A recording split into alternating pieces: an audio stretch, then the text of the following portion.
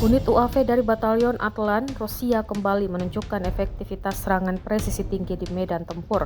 Kali ini, drone mereka berhasil mendeteksi dan melumpuhkan sejumlah pejuang dari Brigade Pertahanan Teritorial ke-113 milik Angkatan Bersenjata Ukraina. Dalam rekaman yang diunggah ke Telegram, Jumat 12 September 2025, tampak sekelompok tentara Ukraina tengah aktif melakukan tembakan ke arah posisi pertahanan pasukan Rusia. Para pejuang tersebut berusaha menekan garis depan Rusia dengan rentetan peluru dari posisi tersembunyi. Namun aksi itu tidak berlangsung lama.